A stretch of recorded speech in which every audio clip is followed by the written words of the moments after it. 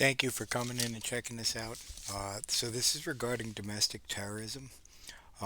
We have an issue with wireless communication and electricity right now that is creating too much power within the human body.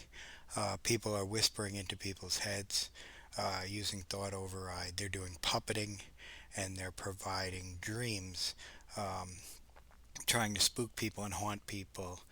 And, there's a way that this is being done that people are truly being victimized. This is not a matter of, people being, strong and having to be able to look past energy. People are literally being puppeted and used and being manipulated into situations, and people are spying on people. I wanted to do a whole story on my name and what's happening. So you got people that know all about this energy, and they're trying to use stories uh, around people's names and so on and so forth to create additional conflict and hype, so that people can see a position of prejudice. A position where someone's being isolated and being positioned to be a martyr. Um, so I'm an adopted kid. And I was adopted into a family, and I was given the name Lawrence Michael Gallagher the third. I was born Lawrence Michael Gallagher the third.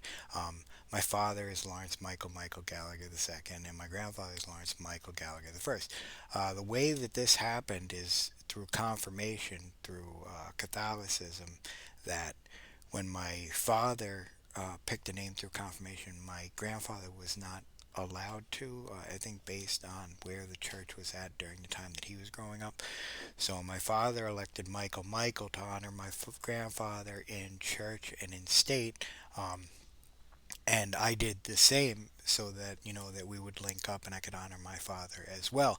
Um, the Eminem thing is, the Michael thing's kind of weird, and it's always been a weird story throughout my life. And then, you've got Eminem, the rap singer, and I feel that, as I began to understand what's happening here, um, in regards to this energy crisis, you begin to see things like that Eminem was talking about in regards to not afraid to make a stand, and things that are happening in America.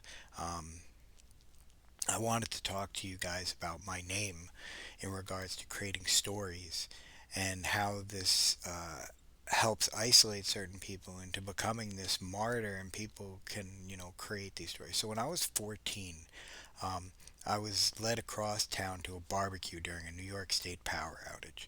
Um, this girl came and got me and said, "Your family's looking for you. You got to be at this barbecue. Come on." So I ended up walking with her across town. I get to the barbecue. When I get to the barbecue, I'm introduced to the families as them being military families, and that there's an attack on America right now, and one of the kids has to be chosen, and ultimately it's up to the us as the kids to decide who would be willing to take this exposure.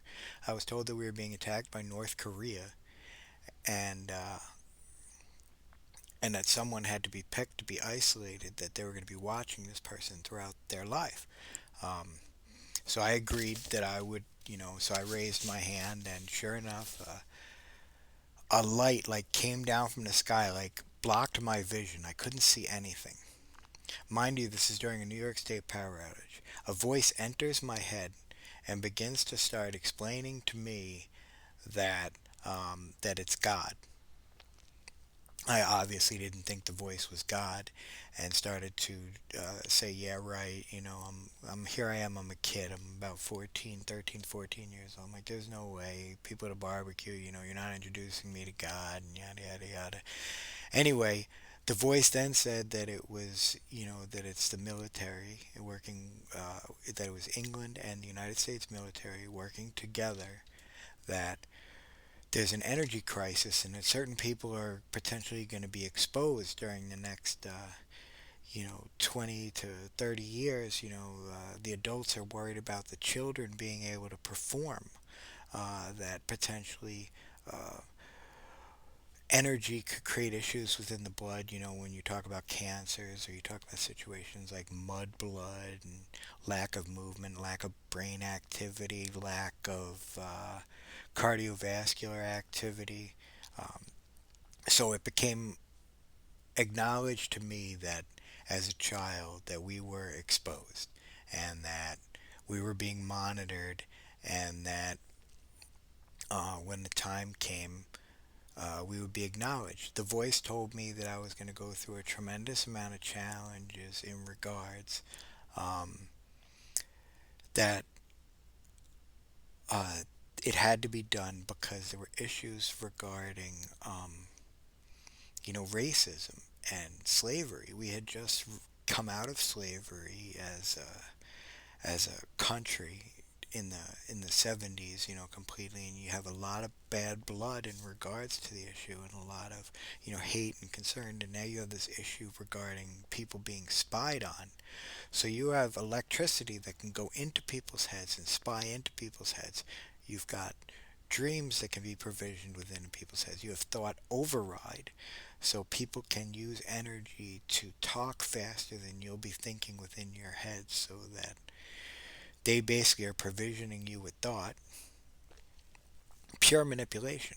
And after a position of slavery, you can then infer that the Klan, the KKK, wouldn't even go and try to create a position of slavery again because it's illegal in the United States. They would then go underground and try to then attack the black community and try to attack people that are trying to create interracial relationships and so on and so forth.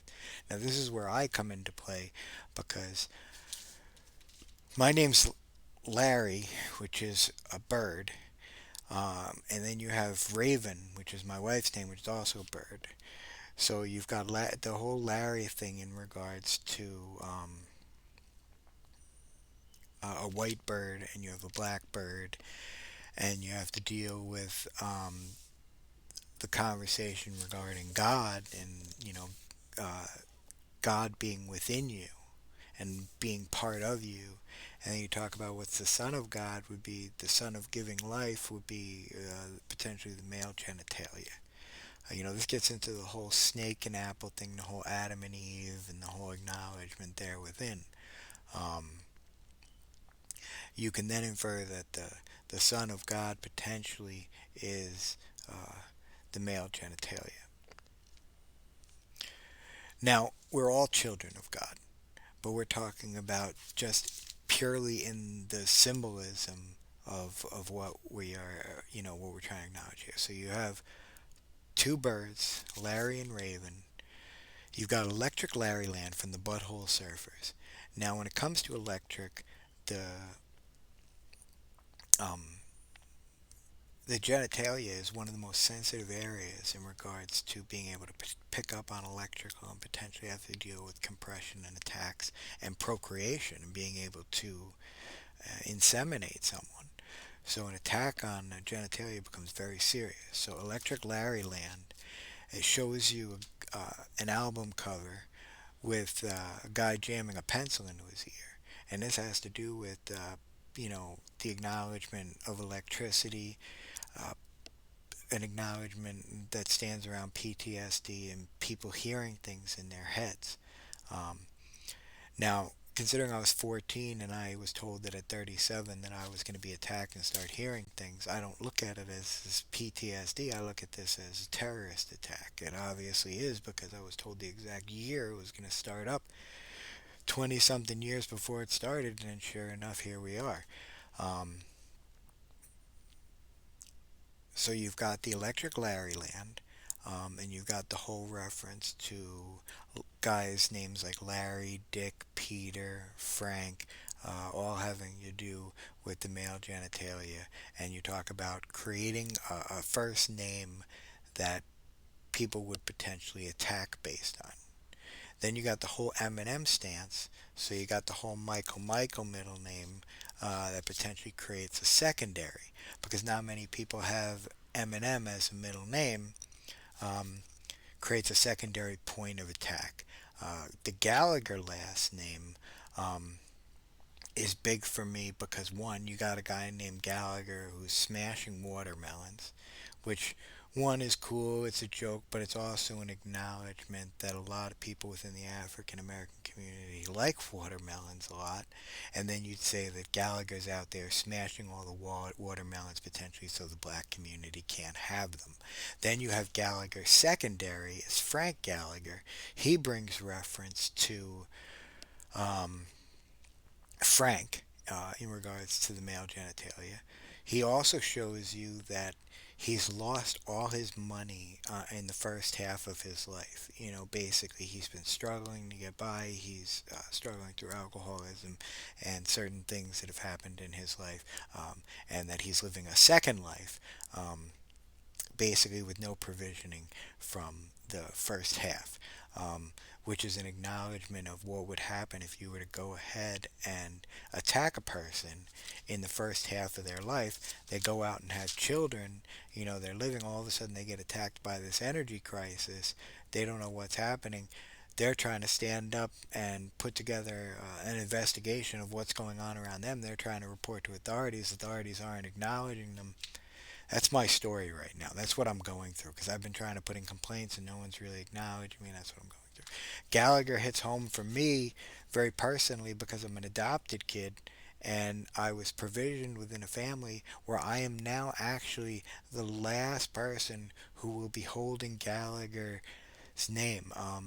Any Gallaghers that existed within the family all had girls.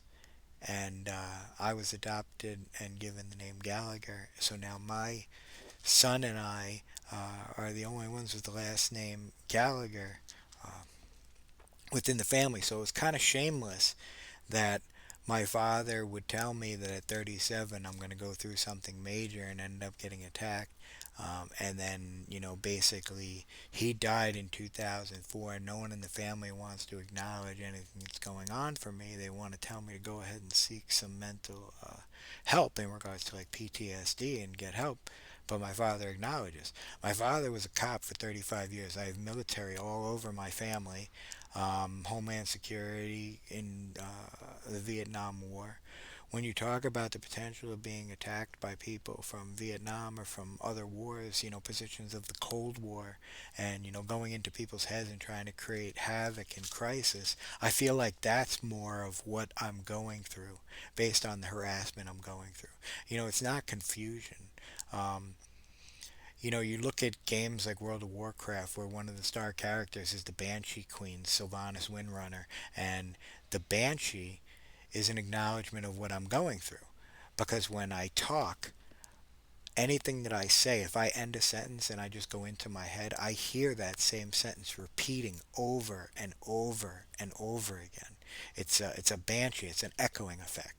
Um, and there's so much in movies and all this is that's acknowledging everything I'm going through. The closest thing I'm seeing right now to what I'm going through is the story of Black Lightning, um, which if you were to go ahead and watch Black Lightning from the perspective of a white male who is standing around a position of being around dating black women and creating, you know, a more of a positive interracial cultural society and people attacking people within that position, uh, you'll begin to understand the story of Black Lightning a little bit better.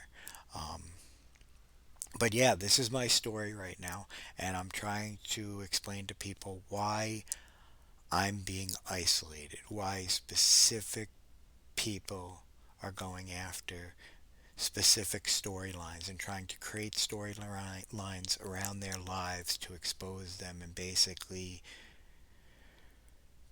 make their life into a cartoon, a glory show, a martyring, a situation of trying to expose the electrical crisis without exposing themselves. Basically, uh, a way to sit down and eat popcorn and make a joke out of someone else's life. All right, thank you for watching.